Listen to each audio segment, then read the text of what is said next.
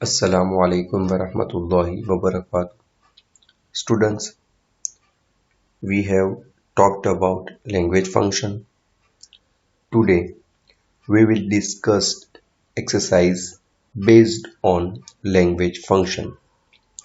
વિદ્યાર્થી મિત્રો, બોર્ડના નવા પરિરૂપ પ્રમાણે સેક્શન સીમાં મેચ A with B અને choose and write appropriate responses to complete the કન્વર્સિએશન આમ બે એક્સરસાઇઝ પૂછાય છે જે લેંગ્વેજ બેઝ ઉપર હોય છે. તો આજે આપણે સેક્શન સીની આ બે એક્સરસાઇઝ વિશે વાત કરીશું. ચાલો જોઈએ. પરીક્ષામાં સેક્શન સીની અંદર આ રીતે ઇન્સ્ટ્રક્શન આપેલી હશે. Match the language function with the sentence. પ્રથમ ઓકે, સેક્શન સીમાં match the language function with the sentence એટલે કે મેચ એટલે કે મેચિંગ કરો, જોડો. ધ લેંગ્વેજ ફંક્શન એટલે કે લેંગ્વેજ ફંક્શનને કોની સાથે કે સેન્ટેન્સીસ સાથે. પરીક્ષામાં આ રીતે તમને કોષ્ટક આપેલું હશે. એ હશે તેની અંદર સેન્ટેન્સીસ આપેલા હશે અને બી જે હશે તેમાં લેંગ્વેજ ફંક્શન આપેલા હશે. 3 સેન્ટેન્સીસ અને 4 તમને લેંગ્વેજ ફંક્શન્સ આપેલા હશે. સૌપ્રથમ તમારે શું કરવાનું રહેશે તો આપેલ સેન્ટેન્સીસને શાંતિથી વાંચી જાઓ. ત્યાર પછી આપેલા લેંગ્વેજ ફંક્શનનો અભ્યાસ કરો. અહીંયા પ્રથમ સેન્ટેન્સ લખ્યું છે congratulations on your great success. તમને જ્યારે લેંગ્વેજ ફંક્શન આપણે ચલાવવામાં આવ્યા છે ત્યારે તમને કહેવામાં આવ્યું છે કે અમુક કીવર્ડ્સને તમારે ધ્યાન રાખવાનું છે. જો એક કીવર્ડ તમે જોશો તો તરત જ તમને ખબર પડી જશે કે આપેલ વાક્યમાં કયું લેંગ્વેજ ફંક્શન યુઝ થયું છે. તો અહીંયા પ્રથમ સેન્ટેન્સમાં છે કોંગ્રેચ્યુલેશન, અને કોંગ્રેચ્યુલેશન્સ એ કયા લેંગ્વેજ ફંક્શન માટે વપરાય છે તો કે એક્સચેન્જિંગ નાઇસિટીઝ, થેન્ક યુ. આવા વર્ડ જે છે ગ્રીટિંગ્સ માટે બરાબર જે વર્ડ્સ યુઝ થાય છે, વિશિસ માટે જે વર્ડ્સ યુઝ થાય છે એ એક્સચેન્જિંગ નાઇસિટીઝ માટે આવે છે. ઓકે, દેન સેકન્ડ જોઈએ please help me to come out. બહાર આવવા માટે મારી મદદ કરો, મહેરબાની કરીને બહાર આવવા માટે મારી મદદ કરો. તો અહીંયા પ્લીઝ વર્ડ છે, વિનંતી દર્શાવે છે. And then third one is my house is near the police station. મારું ઘર પોલીસ સ્ટેશનની બાજુમાં છે. મારું ઘર ક્યાં છે તો કે પોલીસ સ્ટેશનની બાજુમાં, એટલે કે મારા ઘરનું લોકેશન દર્શાવે છે થર્ડ સેન્ટેન્સીસમાં. ઓકે, અહીંયા પહેલું લેંગ્વેજ ફંક્શન છે ઓપ્શનમાં એક્સપ્રેસિંગ કન્ડિશન, અને એક્સપ્રેસિંગ કન્ડિશનમાં શું હોય કે ઇફ આવે, જો તો, કન્ડિશન શરત દર્શાવતું હોય. તો આપેલા ત્રણમાંથી એક પણ સેન્ટેન્સ એવું નથી કે જે શું દર્શાવતું હોય, કન્ડિશન દર્શાવતું હોય. ઓકે, પછી એક્સચેન્જિંગ નાઇસિટીઝ કે જેની અંદર congratulations, thank you, okay, wishes દર્શાવતા વર્ડ હોય તો અહીંયા છે જ. દેન મેકિંગ રિક્વેસ્ટ, તમે થર્ડ સી જોશો ઓપ્શન તો શું છે મેકિંગ રિક્વેસ્ટ. તો અહીંયા તમે સેકન્ડ સેન્ટેન્સ જે છે એ મેકિંગ રિક્વેસ્ટ છે. ઓકે, રિક્વેસ્ટ કરે છે. Then D specifying location, location specify કરતું હોય તે છે થર્ડ સેન્ટેન્સ. પરીક્ષામાં તમે કેવી રીતે લખવાનું છે ચાલો આપણે જોઈએ.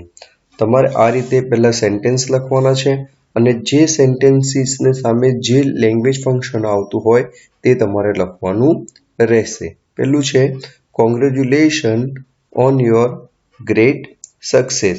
તો આ જે લેંગ્વેજ ફંક્શન છે તેના માટે શું આવશે તો આવશે એક્સચેન્જિંગ નાઇસિટીઝ. તો આપણે આ રીતે લખવાનું. તેની આગળ જે એક્સચેન્જિંગ નાઇસિટીઝની આગળ જે આલ્ફાબેટ વાપરેલું હોય ABCD એ ઓપ્શન પણ તમારે લખવાનું રહેશે. Please help me to come out, તો મેકિંગ રિક્વેસ્ટ, રિક્વેસ્ટ છે ફરી એકવાર પ્લીઝ, કાઇન્ડલી, એવા વર્ડ યુઝ થયા હોય તો આપણે સમજી જવાનું કે અહીંયા મેકિંગ રિક્વેસ્ટ છે. Then third one is near, at, on. બરાબર, અહીંયા લોકેશન દર્શાવે છે કે ભાઈ મારું ઘર ક્યાં છે, તો કે પોલીસ સ્ટેશનની બાજુમાં. બરાબર, નિયર ઘણીવાર ઓપોઝિટ વર્ડ હોય છે, બિહાઇન્ડ વર્ડ હોય છે, તો એ શું દર્શાવે છે? પ્રેપોઝિશન કે સ્થળ દર્શાવે છે, મીન્સ કે લોકેશન દર્શાવે છે. એટલે અહીંયા આપણે લખીશું સ્પેસિફાઈંગ લોકેશન. વધુ એક એક્ઝામ્પલ જોઈએ. સેક્શન સીમાં આ રીતે ઇન્સ્ટ્રક્શન હશે જ. બરાબર, બીજા 3 સેન્ટેન્સીસ જોઈએ. અહીંયા તમે જોજો તો પહેલું સેન્ટેન્સ છે Hina can speak English and Gujarati. Hina English અને ગુજરાતી બોલી શકે છે. બીજું સેન્ટેન્સ છે I will meet you the next Sunday. હું તમને આવતા રવિવારે મળીશ. I know Mister Patel who is a well known doctor. હું મિસ્ટર પટેલને ઓળખું છું કે જે એક જાણીતા ડોક્ટર છે. 3 સેન્ટેન્સ છે, તેની સામે 4 લેંગ્વેજ ફંક્શન આપેલા છે.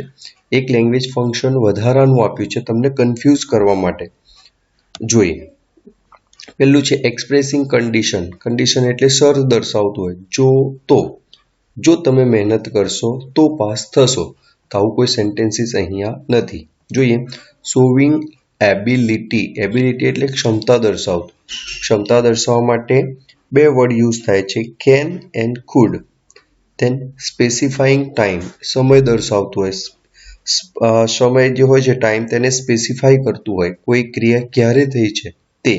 તો દાખલા તરીકે ભાઈ રવિવારે, સોમવારે, on Sunday, on Monday, next year. બરાબર, યા પછી 6 o'clock, 5 o'clock, in the morning, in the evening. આવા વર્ડ યુઝ થયા હોય તેનો મતલબ તે સ્પેસિફાઈંગ ટાઈમ દર્શાવે છે. Describing person. જ્યારે આ લેંગ્વેજ ફંક્શન ચલાવતા હતા ત્યારે જ તમને કહેવામાં આવેલું કે તેની અંદર શું હોય, હુ, હુમ અને હુઝ જેવા વર્ડનો યુઝ થાય છે અને તેની પહેલા વ્યક્તિનું નામ આવવું જોઈએ. એટલે પર્સન કાં તો વ્યક્તિનું નામ. ઓકે, હવે જોઈએ, પહેલું છે Hina can speak English and Gujarati. તો અહીંયા તમે જોશો કેન શબ્દ એને યુઝ છે, એટલે હિનાની ક્ષમતા દર્શાવે છે કે હિનાની ક્ષમતા શું છે? એબિલિટી, કે she can speak English and Gujarati. English અને ગુજરાતી બોલવાની તેનામાં ક્ષમતા છે, અને ક્ષમતા માટે ઇંગ્લિશમાં વર્ડ છે એબિલિટી. એટલે પહેલામાં આવશે showing ability. Second, I will meet you the next Sunday. હું તમને મળીશ. ક્યારે મળીશ? કે નેક્સ્ટ સન્ડે. ઓકે, ટાઈમ દર્શાવે છે, તો અહીંયા આવશે સ્પેસિફાઈંગ ટાઈમ.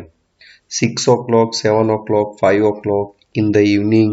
આવા વર્ડ હોય તો પણ તેને સમયદર્શક લેંગ્વેજ ફંક્શન કહેવાય, સમયદર્શક શબ્દ કહેવાય. એટલે એમાં લેંગ્વેજ ફંક્શન સ્પેસિફાઈંગ ટાઈમ આવશે. દેન આઈ નો મિસ્ટર પટેલ. અહીંયા મિસ્ટર પટેલ નાઉન છે, નામ છે. બરાબર, વ્યક્તિગત નામ છે, અને તેના પછી શું આવે છે? હુ. અને હુ પછી શું છે? જુઓ, ઇઝ છે. તો અહીંયા ઘણીવાર મૂળ ક્રિયાપદ પણ હોય છે. તો આમાં લેંગ્વેજ ફંક્શન છે ડિસ્ક્રાઇબિંગ પર્સન. મિસ્ટર પટેલ તો ઘણા બધા છે, પણ કયા? કે જે એક સારા મીન્સ કે જાણીતા ડોક્ટર છે તેની વાત કરવામાં આવે છે. તો હુ is a well known doctor, તે મિસ્ટર પટેલને ડિસ્ક્રાઇબ કરે છે. એટલે આ લેંગ્વેજ ફંક્શન છે ડિસ્ક્રાઇબિંગ પર્સન. આશા રાખું છું કે તમને ખબર પડતી હશે વિદ્યાર્થી મિત્રો. નેક્સ્ટ જોઈએ,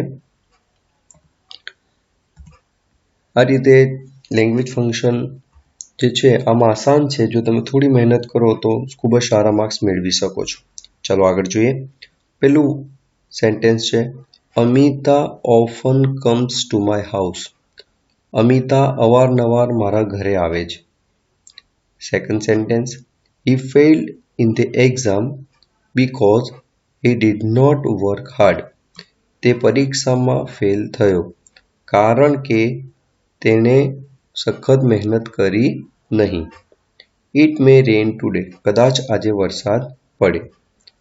અહીંયા જોઈએ language function expressing possibility. Expressing possibility એટલે શક્યતા દર્શાવતું. ઓકે, અને શક્યતા દર્શાવવા માટે આપણે 2 વર્ડનો યુઝ કરીએ છીએ, મે એન્ડ માઇટ. સેકન્ડ છે એક્સચેન્જિંગ નાઇસિટીઝ, જે આપણે આગળ ચર્ચા કરી ગયા. ફ્રીક્વન્સી ઓફ એક્શન, એટલે કોઈ ક્રિયા કેટલી વાર થાય છે, બરાબર, તે દર્શાવવા માટે ઘણા વર્ડ યુઝ થાય છે.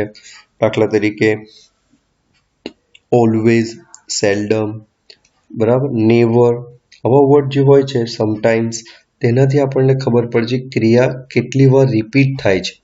ઓકે. ધેન શોવિંગ રીઝન, એટલે કે કારણ દર્શાવતું હોય એવું વાક્ય, અને તેમાં બીકોઝ વર્ડ ખાસ યુઝ થાય છે. Due to, because.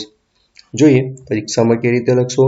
સૌપ્રથમ તમારે સેન્ટેન્સીસ લખવાના છે, ત્યાર પછી એ સેન્ટેન્સીસની સામે જે લેંગ્વેજ ફંક્શન આવે તે. અહીંયા તમે જુઓ, Amita often comes to my house, અહીંયા ઓફન વર્ડ છે, વારંવાર. ઓકે, એટલે તેના આવવાની જે ક્રિયા કેટલી વાર થાય છે કે વારંવાર થાય છે. એટલે ઓફન, ઓલવેઝ, સેલ્ડમ, નેવર, જો આવા વર્ડ હોય, સમટાઈમ્સ, તો એના માટે લેંગ્વેજ ફંક્શન કયું આવશે? Frequency of action. એક્શનની ફ્રીક્વન્સી, કઈ એક્શન? કે આવવાની જે છે એ એક્શનની ફ્રીક્વન્સી દર્શાવે છે. વિદ્યાર્થી મિત્રો, અહીંયા લખ્યું છે second sentence, he failed in the exam because he did not work hard. because પછી he did not work hard, બરાબર, એ શું બતાવે છે? તેનું રીઝન બતાવે છે. પરીક્ષામાં ફેલ થવા પાછળનું તેનું રીઝન, અને આગળ શું છે? રિઝલ્ટ. બરાબર, આ કારણને કારણે આ પરિણામ આવ્યું એવું કહી શકીએ. આગળ જોઈએ third sentence, it may rain today, આજે કદાચ વરસાદ પડે. ઇટ મે કાં તો માઇટ, બે વર્ડનો યુઝ થાય છે. તો જોઈએ, મે અને માઇટ એ પોસિબિલિટી દર્શાવવા માટે તેનો ઉપયોગ થાય છે. Next,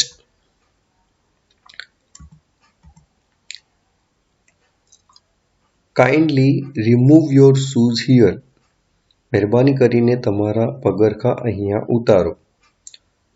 second sentence, Surat is as clean as Baroda, Surat એ બરોડા જેટલું જ સ્વચ્છ છે.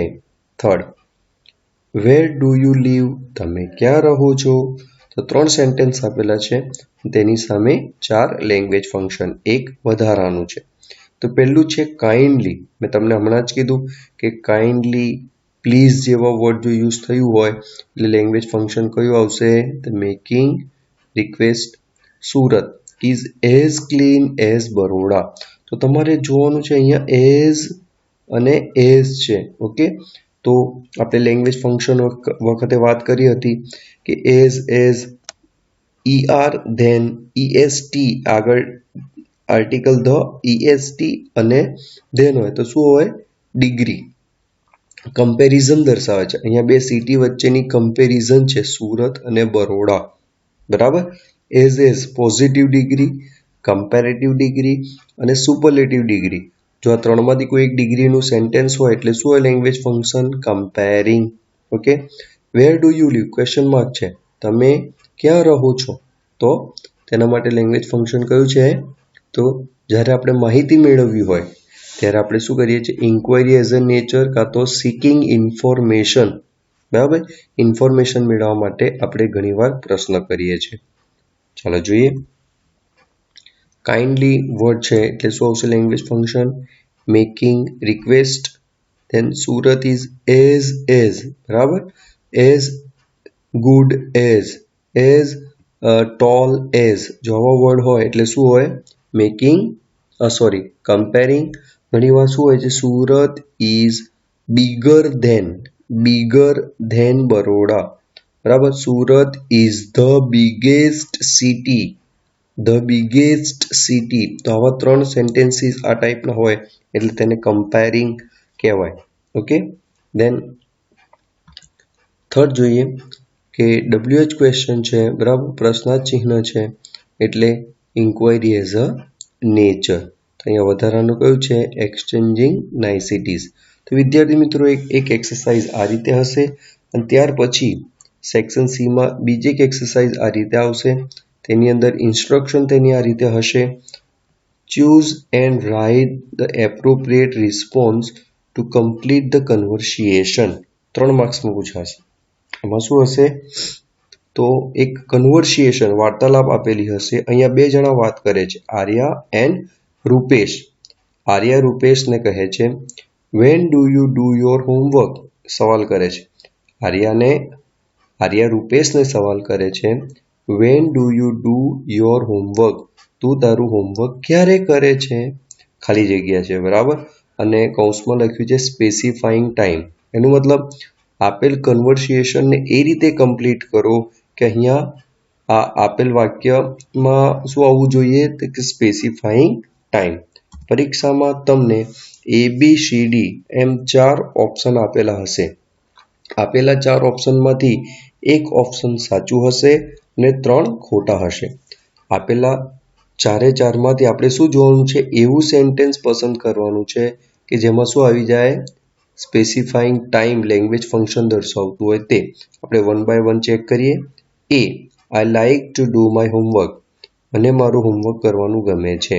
તો આમાં કોઈ જગ્યાએ સમયની વાત કરવામાં આવી નથી. કોઈ જગ્યાએ ટાઈમનો ઉલ્લેખ કરવામાં આવ્યો નથી. સેકન્ડ જોઈએ, either my mother or my father does my homework. કાં તો મારી મમ્મી કાં તો મારા પપ્પા મારું ગૃહકાર્ય કરે છે. કોણ કરે છે? બરાબર. તો અહીંયા આઈધર ઓપ્શન આપેલા છે, અલ્ટરનેટિવ્સ આપેલા છે, પણ આપણે તો શું કરવાનું છે? Specifying time. પછી આપણે ડી જોઈએ એકવાર. આઈ don't like doing my homework. મને મારું હોમવર્ક કરવાનું ગમતું નથી. તો અહીંયા પણ કોઈ સમય, બરાબર, તેનો ઉલ્લેખ કરવામાં આવ્યો નથી. પણ તમે સી જોશો અહીંયા સેન્ટેન્સ સી, તેમાં શું લખ્યું છે? આઈ ડુ માય હોમવર્ક. હું મારું ગૃહકાર્ય કરું છું એટ 6 o'clock. જો અહીંયા સ્પેસિફાઈંગ હોમવર્ક કરવાનું ટાઈમ સ્પેસિફાઈ કર્યું છે. ઇન ધ મોર્નિંગ, સવારમાં 6 વાગે હું મારું હોમવર્ક કરું છું. હવે પરીક્ષામાં તમને આ રીતે આપેલ હશે, પણ તમારે લખવા, ઘણા વિદ્યાર્થીઓ અહીંયા આ જ ભૂલ કરે છે ઉતાવળમાં, કે ખાલી આન્સર લખે છે.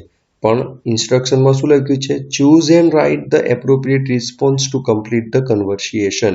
પરીક્ષામાં જો તમે આ રીતે માત્ર ને માત્ર ઓપ્શન લખશો તો તમને અડધો જ માર્ક્સ મળશે. એની જગ્યાએ તમારે આ રીતે કમ્પ્લીટ કન્વર્સિએશન લખવાની છે. જો કે ભાઈ આન્સર 1, આર્ય અને રૂપેશ. આર્યા, વેન ડુ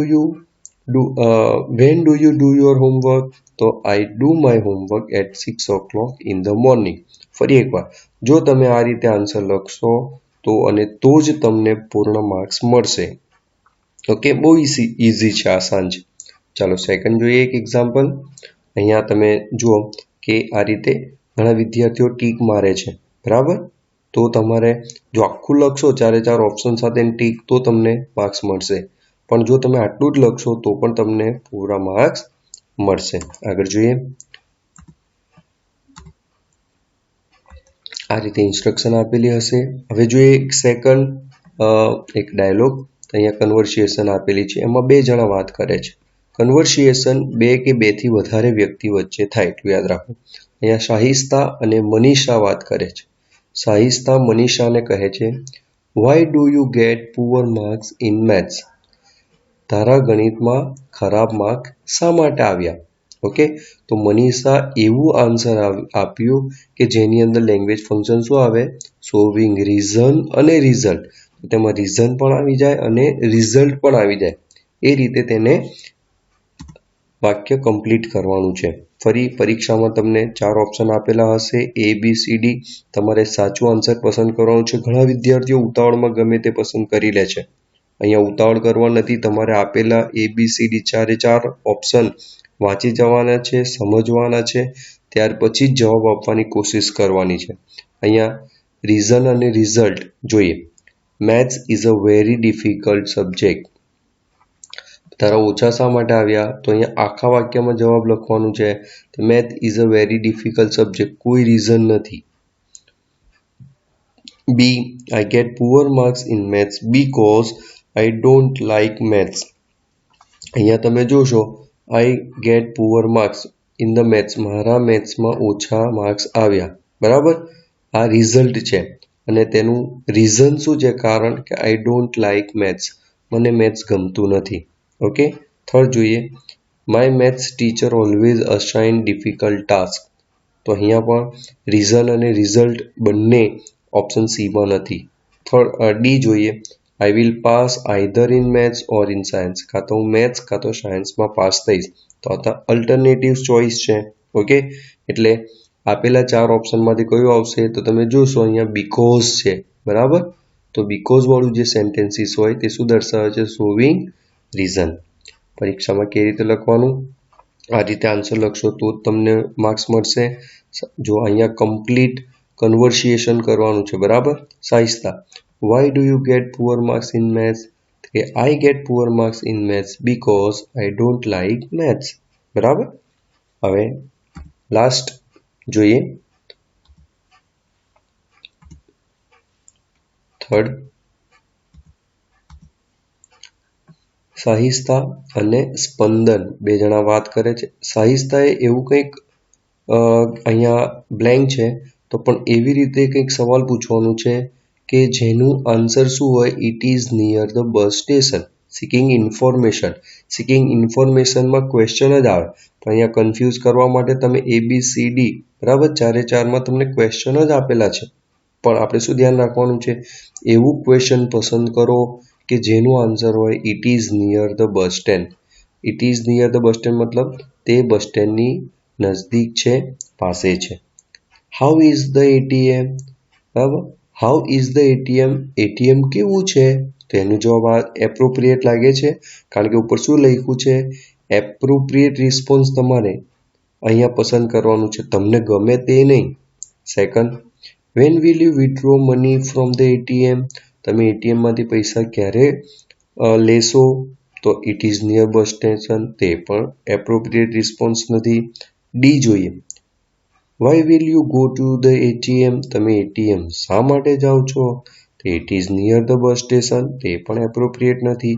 તો એપ્રોપ્રિએટ કયું છે? Where is the ATM? જો અહીંયા વેર એટલે અહીંયા શું બતાવે છે? તેનું લોકેશન બતાવે છે. Where is the ATM? તો આ ATM માટે ઇટ વર્ડ યુઝ થયું છે, તો it is near the bus station. તો અહીંયા ઓપ્શન સી જે છે એ એપ્રોપ્રિએટ છે. તો પરીક્ષામાં તમારે આ રીતે લખવાનું રહેશે, બરાબર. સરિતા અને સ્પંદન નામ સાથે બધું જ જો તમે લખશો અને બને ત્યાં સુધી બ્લેક બોલ પેનનો યુઝ કરો, અંડરલાઇન કરો, તો જેથી તમને તમારું લખાણ એ સુંદર દેખાય. ઓકે, તો વેર ઇઝ ધ ATM? તો it is near bus station. વિદ્યાર્થી મિત્રો, આશા રાખું છું કે આ બે એક્સરસાઇઝ નું વધારે પ્રેક્ટિસ તમે ઘરે કરશો તો ઇન્શાલ્લાહ તમને સારા એવા માર્ક્સ મળશે. Thank you.